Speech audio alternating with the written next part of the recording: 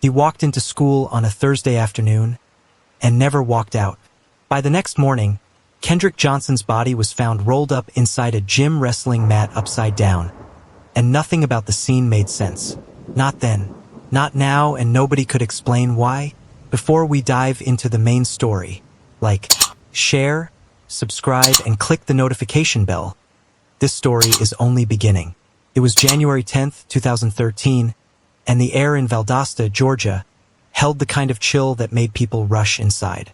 Kendrick Johnson, a 17-year-old high school sophomore with dreams of becoming a professional athlete, left for Lowndes High School like any other day. He wore jeans, a white t-shirt, and his signature quiet confidence. Kendrick wasn't just a student. He was a son, a brother, a cousin, a friend. His teachers called him respectful. His classmates called him focused. His parents, Jackie and Kenneth Johnson, called him their heart. But by nightfall, Kendrick hadn't returned home. When his mother went to the school that evening to look for him, she found only locked doors and unanswered questions. The front office told her maybe Kendrick had gone to a game. Maybe he'd missed the bus. Maybe he was with friends. But Jackie knew better. Kendrick didn't just disappear. He wasn't that kind of kid. The next morning, everything changed. At 10:30 a.m. on January 11th, students entered the school's old gymnasium for a routine class. In the corner of the room stood several large, upright wrestling mats, the kind that are rolled up tight and stacked vertically like towers. One student noticed a pair of white socks barely visible inside one of them. They called a teacher, then security, then police. Inside one of the mats, headfirst and lifeless, was Kendrick Johnson's body. His sneakers were off. One was lodged behind his knees. The other was on the floor below him. His face was swollen. Blood had poured from his nose, staining his dreadlocks and pooling at the bottom of the mat. But oddly, his arms were pinned to his sides. There were no signs of a struggle around the gym. Authorities moved quickly, too quickly, some said. They ruled the death accidental. Kendrick, they claimed, had dropped a shoe inside the mat and reached in to grab it, falling in and suffocating. Case closed. But his parents refused to accept it. Why would Kendrick climb into a 6-foot mat instead of simply tipping it over? Why didn't he scream for help? Why did nobody hear anything in a gym full of echo? And then there were the photos. When Jackie Johnson saw her son's body for the first time, it didn't look like someone who had simply fallen into a mat. It looked like someone who had suffered. "I knew then," she said. "My son had been murdered."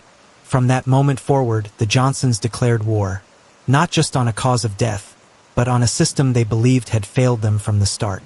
Was Kendrick's death really an accident? Or was it something far more sinister?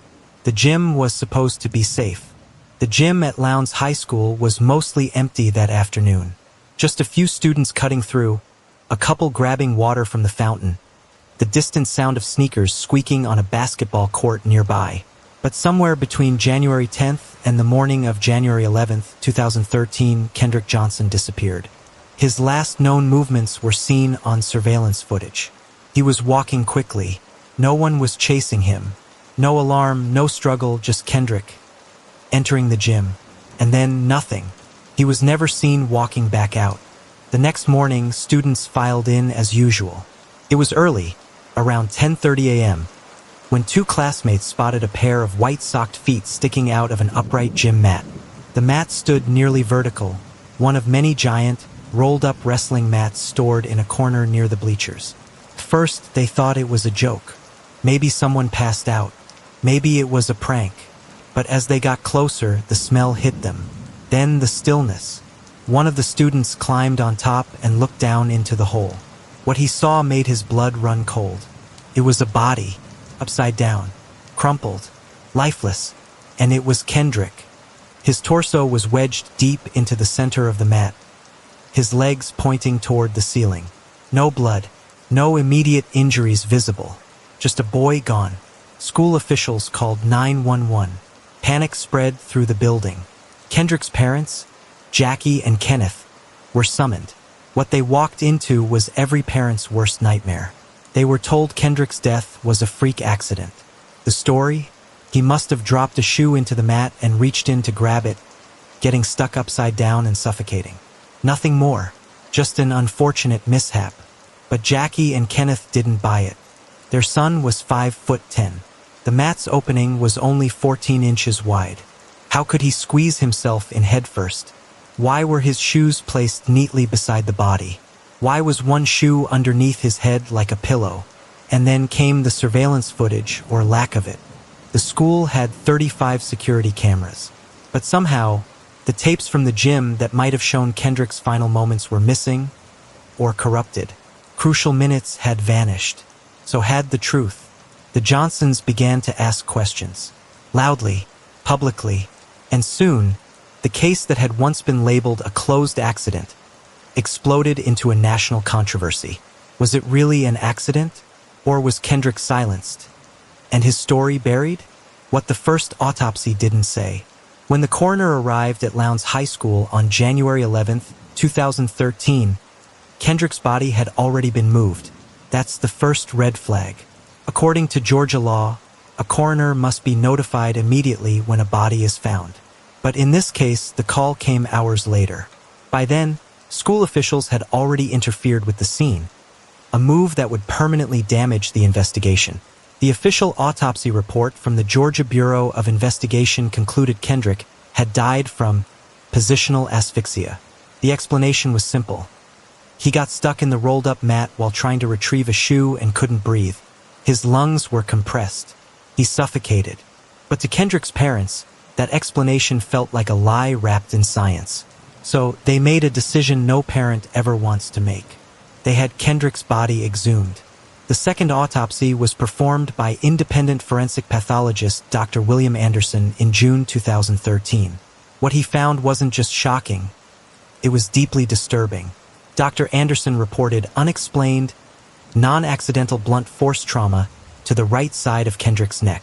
The kind of injury you don't get from falling into a mat. The kind of trauma that suggests something or someone hit him. Then came another revelation. Kendrick's internal organs were missing. All of them, in their place. Newspaper, old, crumpled newsprint stuffed into his body cavity. The funeral home claimed it was a standard practice, a substitute after organs were destroyed through natural process. But many experts disagreed.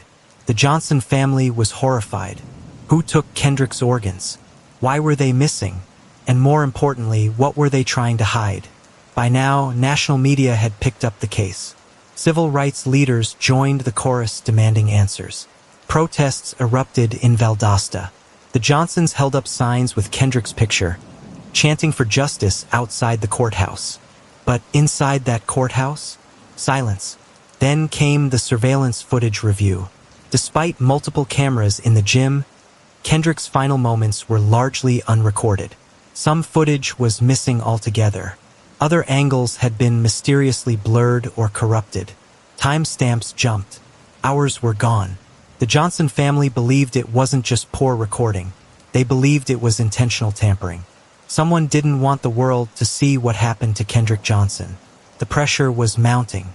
Local authorities continued to stand by the accident theory. But the Johnsons weren't backing down. They wanted a federal investigation. They wanted justice.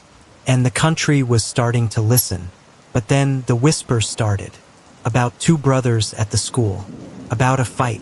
About a powerful family. About sealed records. Rumors that would soon become front-page headlines.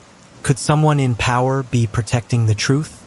Or was this just a web of grief, suspicion, and unanswered questions? By early 2014, the case of Kendrick Johnson had grown into something larger than a tragic mystery. It had become a national flashpoint. Civil rights activists were calling it a modern-day lynching. The Johnson family, still reeling from the second autopsy's findings, publicly accused classmates of foul play. Specifically, two brothers, Brian and Brandon Bell, sons of an FBI agent. Rumors swirled that one had fought with Kendrick months earlier. The family believed it hadn't been resolved, just buried. But the accusations came at a price.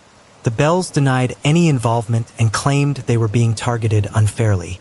Their attorneys pointed to a lack of physical evidence, alibis, and no known motive strong enough to kill. Still, suspicion stuck. The whispers refused to fade, so the Johnsons pushed harder. In October 2013, they filed a wrongful death lawsuit against 38 individuals, including school staff, classmates, and local officials, alleging a massive cover-up. The case was later withdrawn, but not because they gave up. They had a new strategy: pressure the U.S. Department of Justice. And it worked. In 2014, the DOJ opened a formal investigation into Kendrick's death, citing possible civil rights violations. For the first time, federal agents began reviewing the surveillance footage, school records, and forensic evidence. Subpoenas were issued. Witnesses were interviewed. The Johnsons had hope again, but justice doesn't move fast. And in Valdosta, Georgia, it felt like it barely moved at all. In the meantime, Kendrick's story was everywhere. National media couldn't get enough of the high school athlete whose body was found upside down in a gym mat. Documentaries, news specials, and internet sleuths all dove into the case, picking apart every second of that surveillance video, every rumor, every silence. But while the media storm intensified, so did the resistance. Federal investigators found inconsistencies, but not enough. Not yet. Local officials still stood firm behind the original conclusion. It was an accident. Terrible, tragic accident. The Johnsons called that conclusion an insult. They killed my son, and they're covering it up, Kendrick's mother, Jackie, told reporters. But what if the truth was more complicated than anyone imagined? Do you believe Kendrick's death was a tragic accident, or part of something far more sinister? Let us know your thoughts in the comments. If you want more deeply investigated true crime stories like this one, make sure to like, share, subscribe, and click the notification bell so you never miss an update from Crime Case Voices. They say the dead can't speak, but Kendrick's body was screaming for answers. As investigators reviewed surveillance footage from Lowndes High School, they expected clarity. Instead, they found a mess of missing timestamps, blind spots, and an eerie lack of coverage right where it mattered most. Kendrick had entered the school gym. That part was clear. But where was the footage showing what happened next? One camera caught him walking into the gym around 1:09 p.m., but the rest? Dozens of cameras inside the building showed little to nothing. Hours of footage were missing. Some clips froze for minutes, others skipped entirely. For a school with nearly 40 surveillance cameras, it was like watching a puzzle with half the pieces erased. The Johnson family's private investigator, a retired FBI agent named Harold Kopis, didn't buy it. There's no reason why this much footage should be missing, unless someone doesn't want us to see what happened, he told reporters. And he wasn't alone in that suspicion. Even more troubling was the position of Kendrick's body. Found upside down in a rolled-up mat, his face was swollen, almost unrecognizable. His arms were pinned to his sides. The official theory claimed he'd dropped a shoe into the center of a vertical mat and reached in to grab it. But anyone who knew Kendrick said it made no sense. He was an athlete. He was 5 feet 10 inches. He would have tilted the mat or asked someone for help. And yet the mat was still standing upright when staff discovered him the next morning. Hours after the gym had been in use, the Johnsons wanted more than vague answers. They wanted the truth. So they made a decision no parent should ever have to make. They had Kendrick's body exhumed. In June 2013, 5 months after the original autopsy, Kendrick's remains were sent to Dr. William Anderson, an independent pathologist. The results were chilling. Unlike the original findings, Dr. Anderson determined that Kendrick had suffered blunt force trauma to the right side of his neck, a blow strong enough to cause death. This wasn't an accident, he concluded. This was a homicide. But if Kendrick had been murdered, who did it? And why was no one in the school talking? Do you believe the missing footage was erased intentionally, or just a technical failure? Tell us in the comments. When the second autopsy results went public, the Johnsons' worst fears were confirmed. Kendrick hadn't simply fallen into a mat, he had been attacked. But instead of this discovery sparking justice, it only deepened the silence. Lowndes High School had hundreds of students, dozens of staff, and cameras on nearly every hallway. Yet no one came forward with a clear account of Kendrick's final moments. The few who did speak claimed they didn't see anything. Others refused to talk at all. The halls of the school, once noisy with teenage chatter, now felt lined with secrets. The Johnson family's attorney argued that the missing footage wasn't just an error. It was a cover-up. He pointed out that the camera angle showing Kendrick entering the gym should have also revealed others nearby. But those individuals seemed to vanish into thin air. Were they edited out, or had the footage been deliberately withheld? Meanwhile, the official story remained unchanged. Authorities insisted Kendrick's death was accidental. According to them, he had simply reached for a shoe, gotten stuck, and suffocated. The Georgia Bureau of Investigation stood by its first autopsy. But how could two autopsies, one claiming positional asphyxia, the other pointing to blunt force trauma, be so drastically different? The Johnsons weren't just battling grief anymore. They were fighting a system that seemed determined to dismiss their son's death as an accident. Each time they asked questions, they were met with silence, contradictions, or bureaucratic roadblocks. And then came the most disturbing discovery yet. During the independent autopsy, Dr. Anderson revealed that Kendrick's internal organs had been removed and replaced with newspaper. The explanation from the funeral home? They said the organs had been too badly decomposed, so they substituted paper. But to the Johnsons, it felt like tampering, a grotesque attempt to erase more evidence of what really happened. Why were so many pieces of this puzzle missing? Why did the cameras fail, the witnesses fall silent, and the very body of Kendrick Johnson arrive hollowed out? The Johnsons were more determined than ever to expose the truth. They began organizing protests, standing on the courthouse steps, and speaking to national media. The case of Kendrick Johnson was no longer just a tragedy in Valdosta. It was becoming a national outcry for justice. Do you believe the removal of Kendrick's organs was incompetence? Or something far more sinister? Share your thoughts below.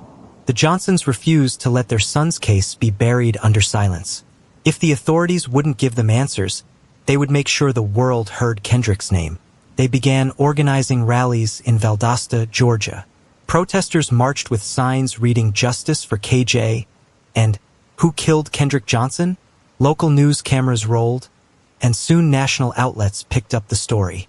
The Johnsons stood on courthouse steps, speaking not only as grieving parents, but as determined voices for accountability. Still, their fight wasn't easy. At nearly every turn, they faced resistance. Officials dismissed their claims as misguided. The sheriff's office repeated its stance. Kendrick's death was a tragic accident, nothing more. Yet every time they doubled down on that explanation, more people started questioning it. Then came whispers of powerful names. Rumors spread about a possible confrontation between Kendrick and classmates, including students with connections to law enforcement. The Johnsons' attorney suggested that the silence inside the school wasn't ordinary. It was protection. Protection of someone with influence. As tensions grew, so did the pressure on investigators. Community leaders demanded transparency. Civil rights activists traveled to Valdosta to stand with the family. The question was no longer just about Kendrick. It became a symbol of whether young black men in America could trust the justice system to protect them. Through the chants, the interviews, and the marches, one thing was clear. This case wasn't fading away. The louder the Johnsons spoke, the more the nation began to listen. But behind the scenes, forces were moving to keep certain names out of the spotlight. Evidence requests were delayed, reports were slow to surface, and officials insisted there was nothing more to see. The Johnsons knew better. They believed Kendrick had been killed, and that someone in power didn't want the truth exposed. Do you think local officials were protecting powerful individuals, or simply refusing to admit mistakes? Share your thoughts in the comments. The louder the Johnsons got, the more they paid for it. In 2013, just months after Kendrick's body was discovered, his parents stood on the steps of the Lowndes County Courthouse holding a coffin, a stark symbol of the justice they believed was being buried. Day after day, they protested. They held signs, gave interviews, and pushed for a federal investigation. But as their demands grew louder, the backlash began. They received threats. Strangers shouted at them in parking lots. Online forums filled with hate. And behind closed doors, officials in Valdosta began treating them as troublemakers instead of grieving parents. Despite the fear, they kept going. Because the pain of losing Kendrick and being told it was his fault hurt worse than any threat. Then came the lawsuits. In January 2015, the Johnson family filed a massive $100 million civil suit. They named dozens of defendants, including classmates, school officials, and law enforcement officers. The suit alleged a conspiracy to cover up Kendrick's murder and protect those involved. But the system pushed back hard. The U.S. Department of Justice, after a lengthy investigation, declined to file charges in 2016, citing insufficient evidence. A gut punch to the family that had spent years begging for answers. Instead of resolution, they were hit with counter-lawsuits. Some of the individuals named in the Johnson civil case sued them for defamation. The family was being dragged through legal fire, not just as victims but now as defendants. And yet, they never stopped. They believed Kendrick's story deserved to be told, even if it cost them everything. Because deep down, they were certain. Someone in that school knew the truth. Someone had watched Kendrick walk into the gym and never walk out. And the longer the silence lasted, the louder the questions became. Do you believe the justice system failed the Johnsons? Why or why not? Drop your thoughts in the comments. If this story moved you, don't let it go quiet. Like, share, subscribe, and click the notification bell to follow Kendrick's case as we uncover the full truth, piece by piece. Years passed, but the questions never stopped. In 2018, 5 years after Kendrick's death, something unexpected surfaced. A tip. An anonymous email arrived claiming to have direct knowledge about a confession related to Kendrick's murder. The email alleged that 2 students had killed Kendrick in a fight over a girl, and that their father, an FBI agent, helped cover it up. The names mentioned weren't new to the Johnsons. They had long believed certain students, one of whom Kendrick reportedly had prior altercations with, knew more than they were letting on. And now someone was saying it out loud. The email included chilling detail. Kendrick had supposedly been ambushed in the gym. The sender claimed that punches were thrown, that Kendrick hit his head, and that panic followed. According to this tip, the body was moved, the scene cleaned, and key footage deleted or hidden.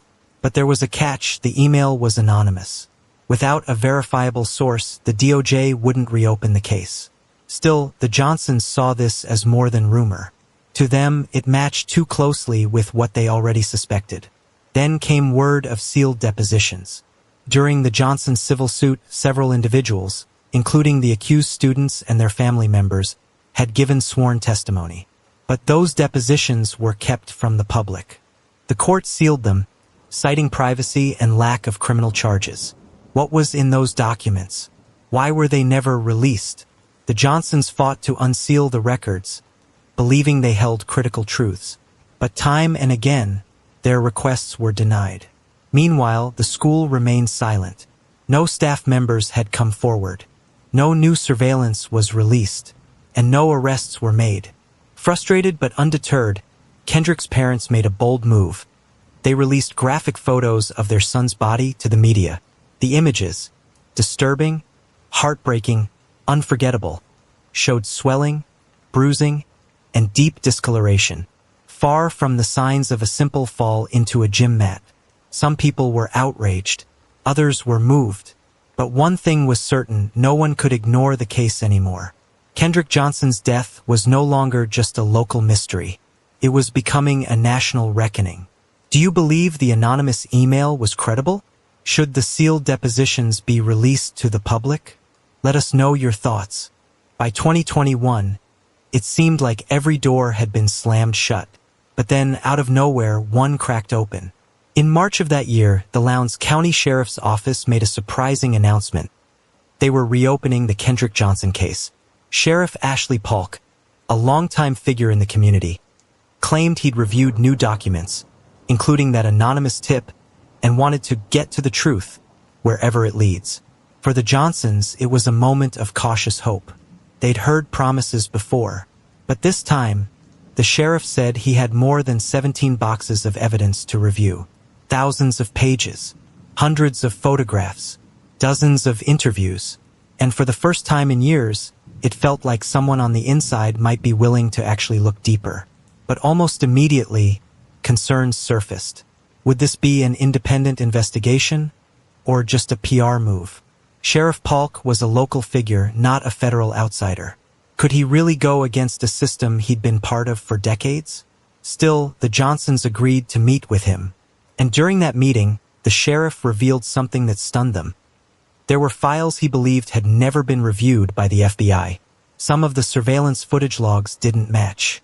There were inconsistencies in timelines, chain of custody errors, and gaps in documentation. And perhaps most shocking of all, Polk said he believed someone had lied during the original investigation. But naming names? That was still off the table. He promised to complete his review first. Only then would he decide if criminal charges should be recommended. The Johnsons, once again, were forced to wait. In the meantime, they kept pushing, releasing more documents, speaking to the media, and calling out the double standards they saw in the justice system. Why did it take national pressure for anyone to act? Why had it taken 8 years for someone to admit the case had holes? At every vigil, at every protest, Kendrick's name was still spoken aloud. His memory had become more than personal, it was political. It was a call for reform, because Kendrick Johnson wasn't just a headline. He was a son, a brother, a student, an athlete, and someone somewhere knew exactly what happened to him. What do you think? Will this reopened investigation finally bring justice? Or is it just another dead end? Comment your thoughts below. After months of review, Sheriff Ashley Polk stepped up to the podium. In a folder clutched tightly in his hand was the long-awaited result of his reopened investigation. Over 17 boxes of evidence reviewed. Dozens of interviews reanalyzed. Tips, autopsies, photos, surveillance, all combed through. Everyone leaned in. And then came the blow. There is nothing to indicate this was anything other than a tragic accident, Polk declared. He dismissed the anonymous email as hearsay. He said the surveillance footage had been altered only because of software conversions, not manipulation. And he rejected the second autopsy, standing by the original GBI findings of positional asphyxia. No blunt force trauma. No signs of a struggle. No foul play. For Kendrick's family, it felt like reliving the nightmare all over again. Jackie and Kenneth Johnson were devastated, but not surprised. It's always been a cover-up, Jackie told reporters. They never intended to give us the truth. They just wanted this to go away.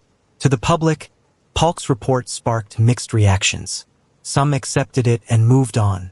Others saw it as confirmation that the system, from local to federal, had failed this family at every level. But buried in the sheriff's 16-page report were strange contradictions. One section admitted that witness statements were inconsistent. Another mentioned that the scene was never fully secured after Kendrick's body was found. There was even acknowledgement that the gym mat was moved before police photos were taken. So how could all of that still point to accident? The Johnsons weren't buying it. They believed Kendrick had been murdered, and that someone somewhere had helped bury the truth. And they weren't giving up. Instead, they announced their next move, filing a new civil lawsuit and demanding federal intervention. Again, because for them, this was never about public opinion. It was about their son. And the pain of seeing his death swept under the rug, again, only sharpened their resolve. Do you believe the final report from the sheriff was impartial? Or just another layer in the cover-up? Let's talk about it in the comments. The sheriff may have closed the case, but the Johnsons were just getting started. In 2022, nearly a decade after Kendrick's death, the family filed another lawsuit, this time aimed squarely at the Lowndes County Sheriff's Office and other officials they believed had actively covered up a homicide. The suit didn't just rehash old claims. It introduced new allegations based on evidence that had previously been sealed or overlooked. Among them, reports of key witnesses being intimidated into silence. Alleged inconsistencies in how evidence was logged and handled. New forensic analysis of Kendrick's injuries suggesting more than just accidental suffocation. But most powerful of all was the family's unwavering belief that someone inside the school knew the truth and had never been properly questioned. As the civil suit moved forward, Kendrick's parents ramped up public pressure again. They spoke at universities, on podcasts, at vigils, and in interviews with media outlets around the country. Each time, They reminded the public, "We're not just fighting for Kendrick. We're fighting for every family who's ever been told to stop asking questions." But pushing forward came at a cost. Legal bills piled up. Friends distanced themselves. And through it all, the Johnsons carried the burden of grief that never let up. Despite the odds, they found allies, civil rights attorneys, activists, and grassroots groups who refused to let the case fade. Social media lit up again with hashtags like #JusticeForKJ and #KendrickJohnson. The courtroom became the next battleground. Would this new civil suit finally expose the truth? Or would it end up buried in procedural delays, motions to dismiss, and closed-door hearings? Whatever the outcome, the Johnsons had made one thing clear. They would not rest until Kendrick's death received the full weight of truth it deserved. Do you think this new civil case could force real accountability?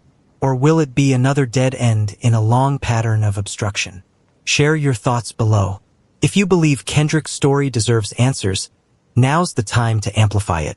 Like, share, subscribe, and click the notification bell to follow every update in this fight for justice. It started as a quiet evening at the Johnson home. But then the phone rang. Jackie Johnson answered, expecting a familiar voice. Instead, it was a whisper, anxious, hesitant, and filled with fear. The caller didn't give a name. They wouldn't even say where they were calling from. But what they did say made Jackie sit straight up. "I saw what happened to Kendrick," the voice said, "and I can't stay quiet anymore." Jackie tried to keep them talking, tried to trace the voice, but the call ended in under a minute. No number, no trace, just a few chilling words and a renewed fire in her heart. Was this a prank? Or was someone finally ready to break the silence? The family reported the call to their attorney, who contacted law enforcement. But by now, the Johnsons had little faith in the same agencies that had failed them for years. Instead, they turned to private investigators. Using what little detail they had, they began tracing possible connections to students and staff from Lowndes High. Old yearbooks, gym schedules, social media messages, every piece was back on the table. Meanwhile, whispers of federal involvement started making waves. A Freedom of Information Act, FOIA, request revealed that the Department of Justice had received a 16-minute recorded confession, tied to the same names mentioned in the anonymous 2018 tip. But that confession, deemed inconclusive and never acted upon. The Johnsons were furious. Inconclusive didn't mean false. It meant ignored. Someone had confessed, and no one followed up. They demanded the audio be released. If law enforcement wouldn't act, they wanted the public to hear it, raw and unfiltered.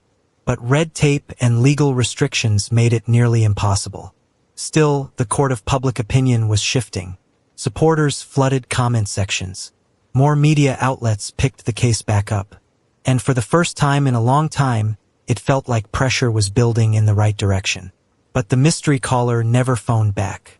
And just like that, another lead vanished into the void. What do you think?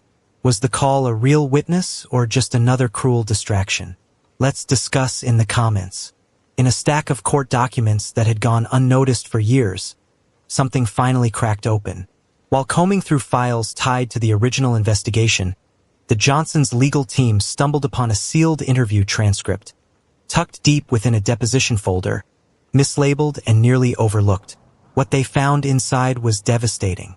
It was an interview with a student from Lowndes High School, conducted days after Kendrick's death. The student, whose name was redacted, claimed to have heard an argument in the gym around the same time Kendrick was last seen. The voice said Kendrick's name, followed by what sounded like a struggle, then silence. The student didn't report it immediately. According to the transcript, they didn't want to get involved. But the most disturbing part?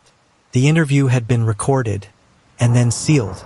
No mention of it was included in the official summary files. Why? Why was this interview buried? Why wasn't this student called back for further questioning?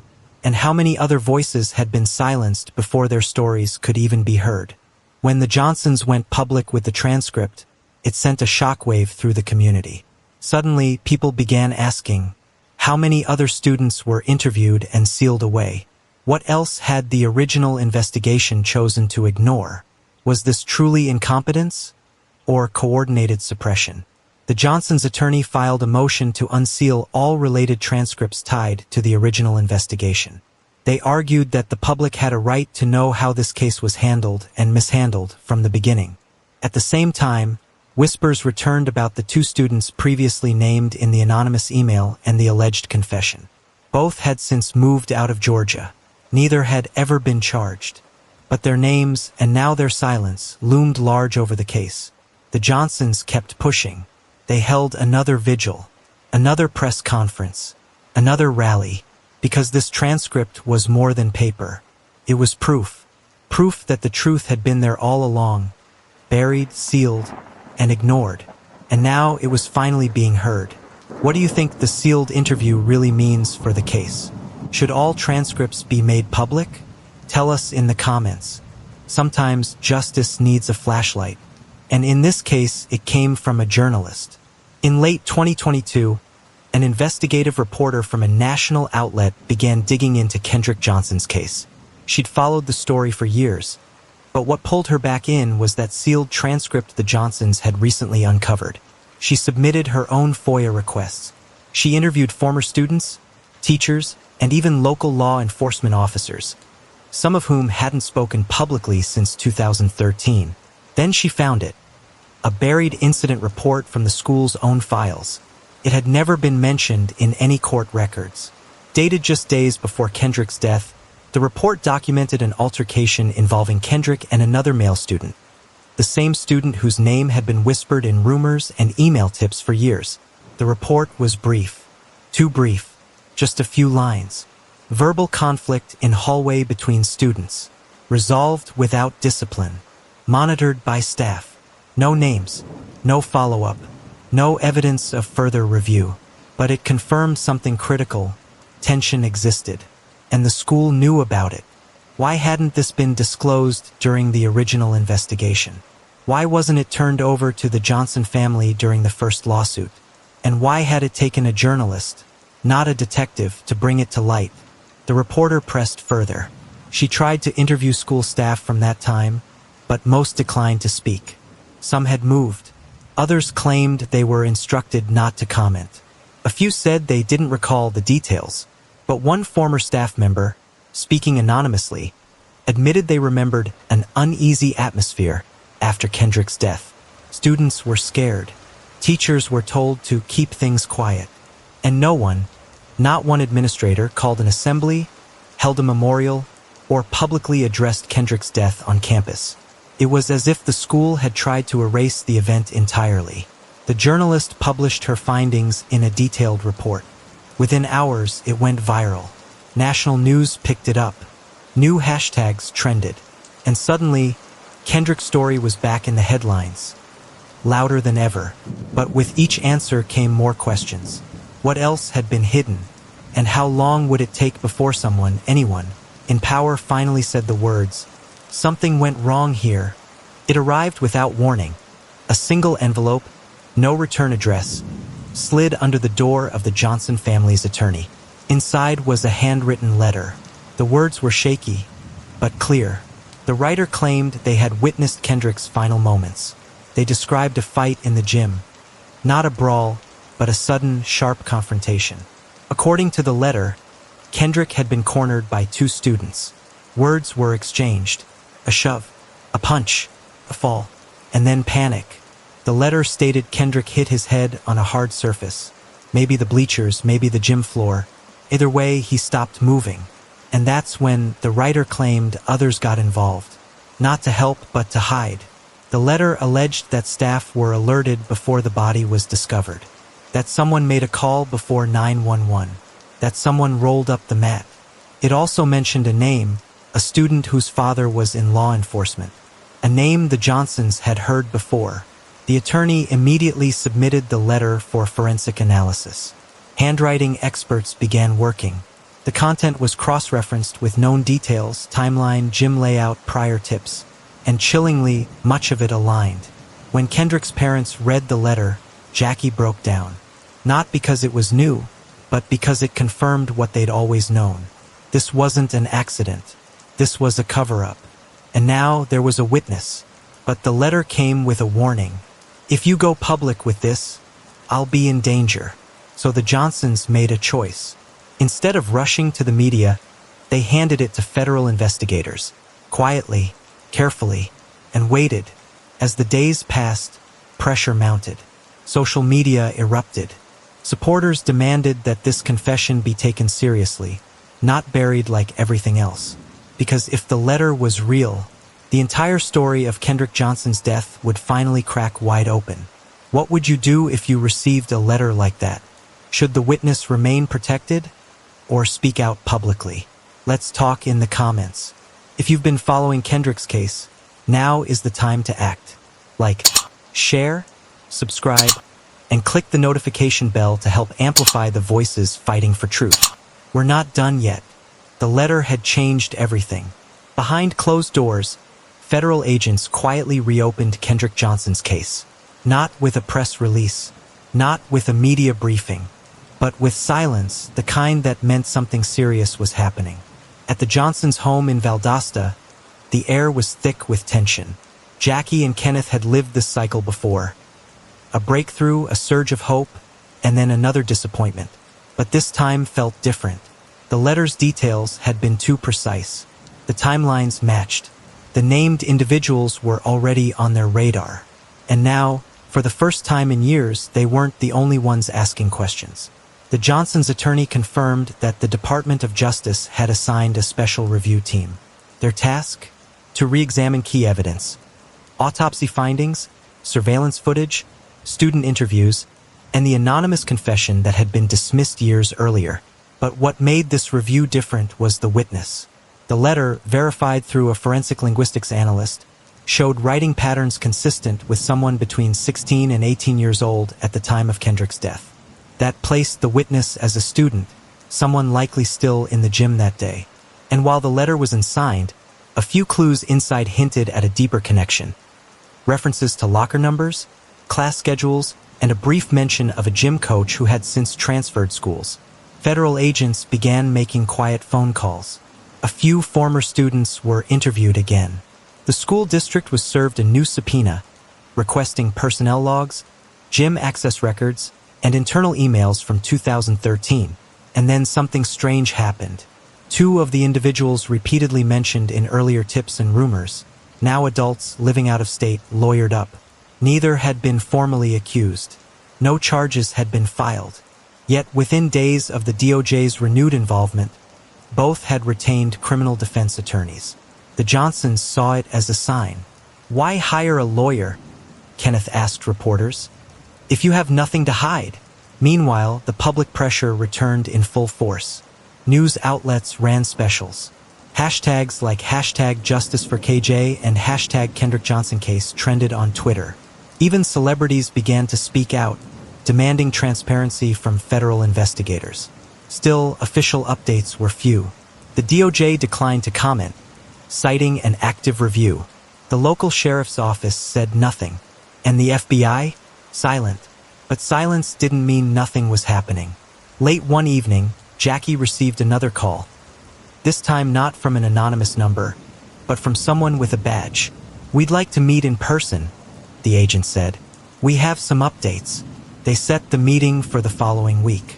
No cameras, no press, just the Johnsons, their attorney, and two federal agents. As the day approached, Jackie couldn't sleep. She kept picturing Kendrick's face. Not the bruised and swollen version she'd been forced to see in autopsy photos, but the smiling boy who left home that morning, backpack slung over one shoulder, never knowing he'd never return.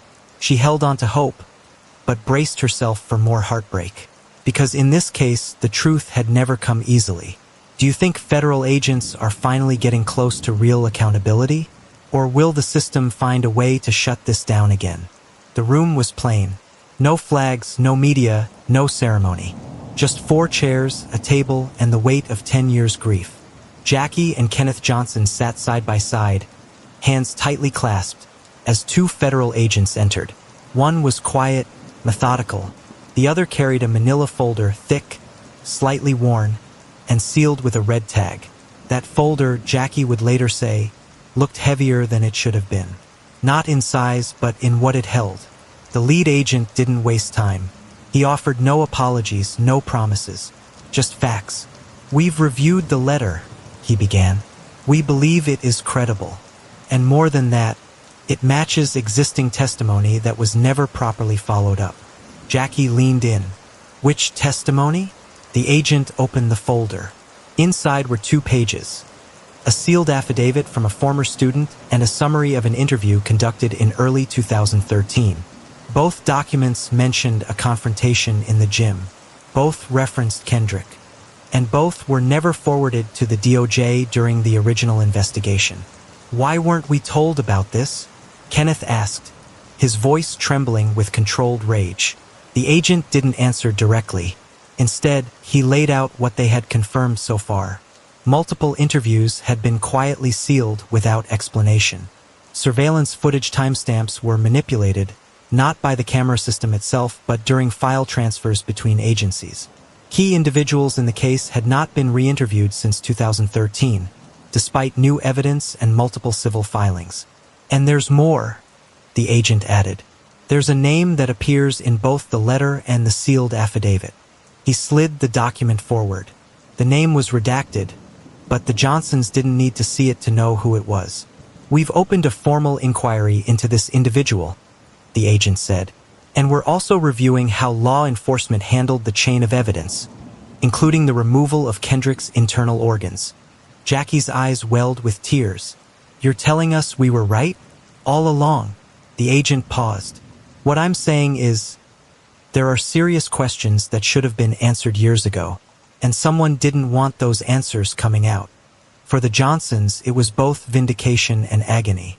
Vindication, because after a decade of being dismissed, vilified, and ignored, their voices were finally being heard.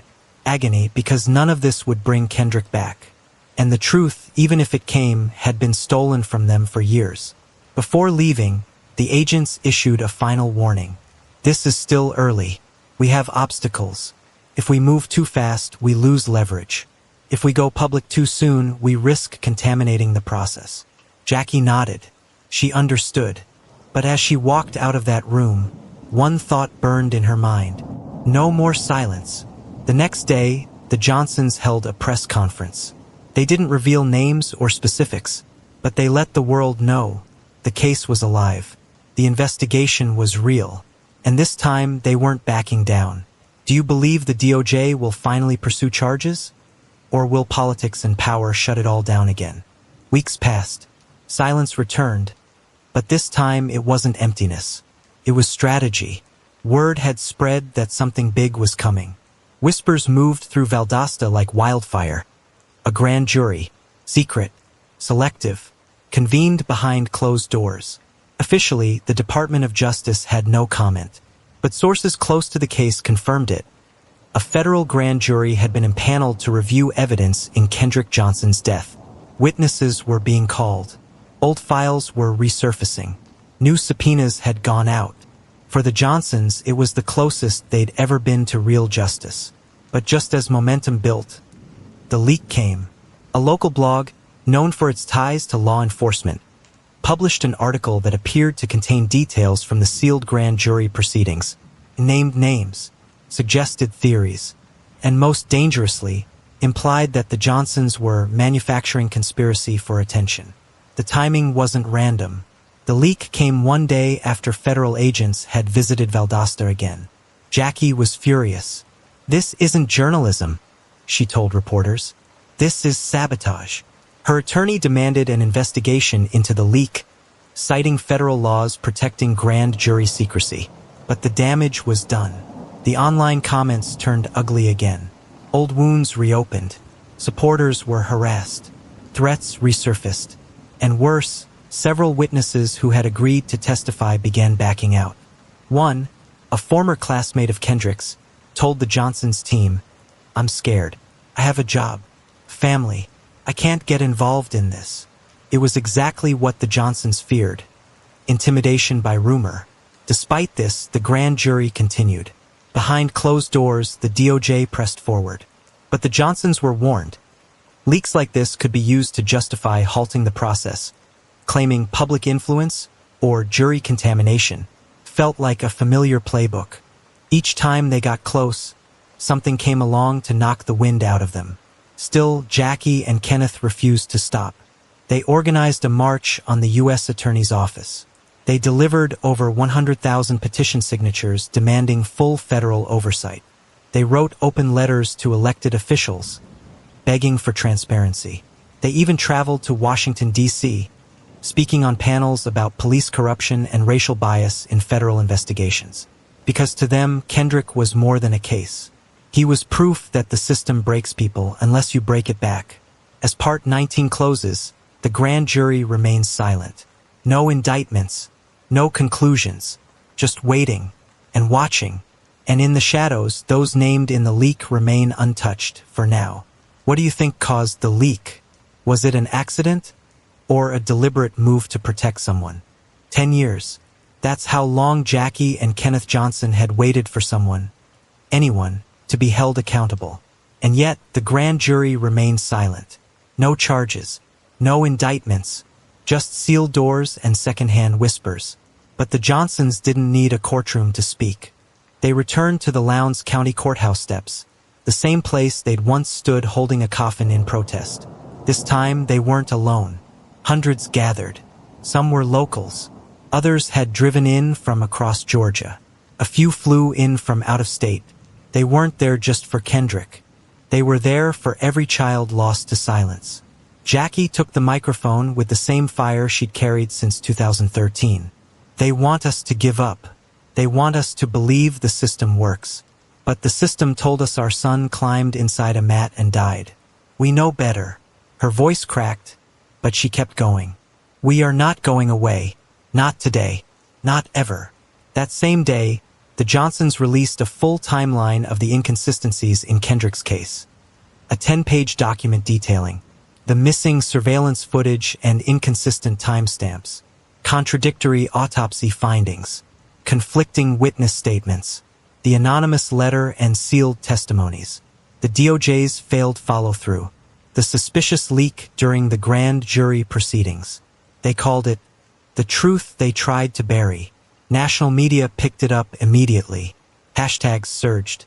Hashtag Justice for KJ was trending again. Civil rights attorneys offered pro bono assistance. A new wave of attention forced federal officials to issue a brief statement. The case remains under active review, but the Johnsons had heard that line before. They knew that if Kendrick's story was going to really matter, it couldn't end in a sealed report or another inconclusive decision. It had to live on. So they announced the next phase of their fight. The Kendrick Johnson Foundation, an organization dedicated to helping families navigate suspicious deaths, push for independent autopsies, and advocate for body cam and surveillance transparency laws. This isn't just about our son, Kenneth told the crowd. It's about making sure no other parent buries their child and gets told it was their fault. The foundation would offer legal aid, educational programs, and grants for private investigations in underserved communities. It was bold, it was ambitious, and it was born from grief. As the rally ended, the Johnsons stood together, tired, scarred, but never broken. They had walked through fire, and they were still standing. Do you believe Kendrick's story will lead to long-term change in the justice system? What reforms do you think should come next? Kendrick Johnson's name will not be forgotten. If his story moved you, now's the time to act. Like, share, subscribe, and click the notification bell. Help us carry this truth forward. Justice delayed doesn't mean justice denied. But it must never be justice forgotten. It happened quietly. No headlines. No cameras. Just a knock at the door. A woman in her late 20s stood outside the Johnsons' attorney's office, clutching a manila envelope and visibly shaking. Her name won't be shared here for her safety and because she asked for protection. But what she brought with her may have been the final missing link in Kendrick's story. She had been a student at Lowndes High School in 2013. For over a decade, she'd carried the weight of what she saw, a moment that had haunted her, silenced her, and followed her into adulthood. But after seeing the Johnsons speak at their recent rally and reading the document titled The Truth They Tried to Bury, she couldn't stay quiet any longer. She sat down, signed a sworn affidavit, and told everything. According to her statement, she had entered the gym through the side hallway just before afternoon practice. She heard raised voices, a scuffle, and then nothing. But the silence wasn't what stopped her. It was what she saw seconds later. Two male students dragging something across the mat area. She hadn't seen Kendrick's face, but she saw the shoes. His signature black and white Nikes. The ones his mother said he never took off. She froze. They didn't see her. She turned, walked away, fast, and never spoke of it again. Until now. Her story aligned with the timeline in the anonymous letter, the sealed affidavit, and the forensic review conducted by Kendrick's independent pathologist. It even matched up with security camera gaps and student movement logs. And more than that, she had a photo. On her old phone, in a folder she never opened, was a blurry image of the gym mats taken minutes after she left the scene. She didn't know why she snapped it. Maybe fear, maybe instinct. But the image showed a disturbance in the mat stack, the exact area where Kendrick's body would be found the next morning. The attorney handed everything to the DOJ. Quietly, deliberately, no leaks this time. Within 72 hours, the federal agents who had previously met with the Johnsons requested a second, confidential meeting. No promises were made, but one phrase was repeated. This changes things. Back in Valdosta, the Johnsons waited. Again. But this time, something felt different. This wasn't just suspicion. It was testimony.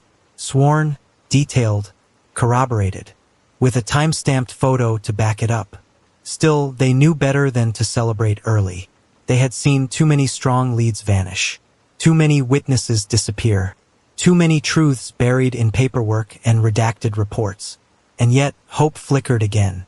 For the first time, they could see a path forward, not just toward accountability, but toward closure. Maybe even justice. If someone you knew held onto a secret like this for 10 years, would you forgive them for staying silent? Or demand to know why they waited? It wasn't justice. Not yet. But it was something. Months after the last witness came forward, the Department of Justice delivered their findings. In a letter sent directly to the Johnsons' attorney, federal agents acknowledged that the case had been mishandled at multiple levels. They cited gaps in the initial investigation, unexplained surveillance tampering, conflicting autopsy results that were never reconciled, witness testimony that was not sufficiently pursued. But despite all that, they stopped short of filing charges. The reason? Insufficient evidence for a criminal conviction beyond a reasonable doubt. It was the sentence the Johnsons had feared most. They had endured 10 years of public scrutiny, legal retaliation, hate mail, death threats, and the pain of burying their son not once, but 3 times. They had presented witnesses, transcripts, timelines, tips, and documents that painted a clear picture of a cover-up. And still, no indictments. But something had shifted. The public no longer believed this was just a tragic accident. A 2023 independent poll showed that 68% of Americans familiar with the Kendrick Johnson case believed foul play was involved.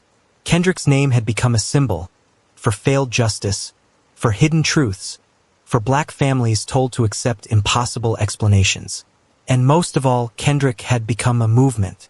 In the final weeks of 2023, the Kendrick Johnson Foundation began work on its first national initiative, the Eyes on the Evidence Project, a digital platform that allows families to securely upload photos, documents, and footage related to suspicious deaths, giving independent experts and journalists access to cases that might otherwise go ignored.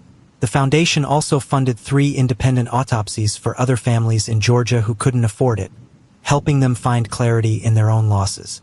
Kendrick's story was saving lives, even as his own remained unsolved. At his gravesite in Valdosta, a new headstone was added. It read, Kendrick K.J. Johnson, 1995 to 2013. Your silence was stolen, but your truth speaks louder than ever. In loving memory of Kendrick K.J. Johnson, October 10, 1995 to January 10, 2013. Kendrick Johnson was more than a case file. He was a son, a brother, a friend, and a light in every room he walked into. At just 17, Kendrick was a rising athlete at Lowndes High School. Known for his quiet strength, infectious smile, and deep loyalty to those he loved. He dreamed of playing professional football and making his family proud. He was the kind of kid who stayed late at practice, who helped his classmates, who came home with his shoes scuffed and his goals intact. He was humble, driven, full of promise. On January 10th, 2013, that promise was stolen. And for more than a decade, his family has carried the unbearable weight of unanswered questions. Not just about how he died, but about a system that failed to protect him, honor him, or even see him as fully human. But Kendrick's story didn't end in that gym. It became a national cry for justice, a movement, a mirror held up to the very institutions meant to keep our children safe. Today, Kendrick Johnson's name lives on, not only in memory, but in marches, in policy changes, in community vigils, and in every family fighting for truth. He should have graduated. He should have chased his dreams. He should have lived. We remember Kendrick not just for how he died, but for how he lived with quiet purpose, with love, and with a strength that continues to echo across the country. Rest in power, Kendrick. You are not forgotten. You never were, and you never will be. And on the anniversary of his death, hundreds gathered with candles and signs. They sang, they prayed, they chanted his name, not for pity, but for power. Because Kendrick Johnson may not have received the justice he deserved, but he left behind something even stronger, a voice that cannot be silenced again. If the story touched you, don't let it fade. Kendrick's fight isn't over, and neither is the fight for justice, truth, and accountability. Like this video, share it, subscribe to this channel, click the notification bell. Let his name live not as a headline but as a call to action. We are Crime Case Voices, and we will continue to speak the names that others try to erase.